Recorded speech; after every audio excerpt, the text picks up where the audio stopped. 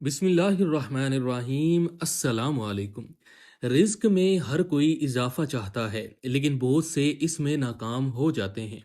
कुछ लोग हलाल और हराम की तमीज़ किए बिना बस यही चाहते हैं कि उनके पास दौलत आ जाए। बहुत से लोग इसमें कामयाब भी हो जाते हैं, लेकिन ज़्यादातर लोग नाकामी का सामना करते हैं।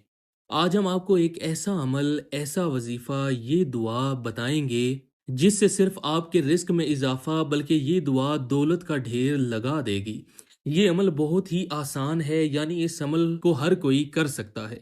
मुअज़्ज़िज़ दोस्तों, आपने रिस्क में इजाफे के लिए बहुत से अमाल किए होंगे, लेकिन ये अमल, ये दुआ जो आज मैं आपको बताने जा रहा हूँ, ये आपने ज़रूर करना है।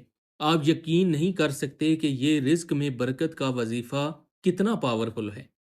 वैसे तो रिस्क में बरकत की बहुत सी सूरा भी हैं, लेकिन ये छोटी सी दुआ है जो हर कोई आसानी से पढ़ सकता है, और इसको पढ़ना भी सिर्फ 11 बार है। तो दोस्तों, चलते हैं अपने वजीफे की जानिब और हम आपको बताते हैं कि आपने ये अमल किस तरह करना है और इस अमल की क्या क्या शर्तें हैं।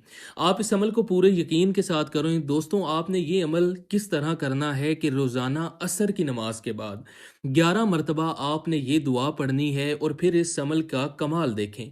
अगर हो सके तो आप इस दुआ को याद कर लें ताकि आपको पढ़ने में आसानी हो।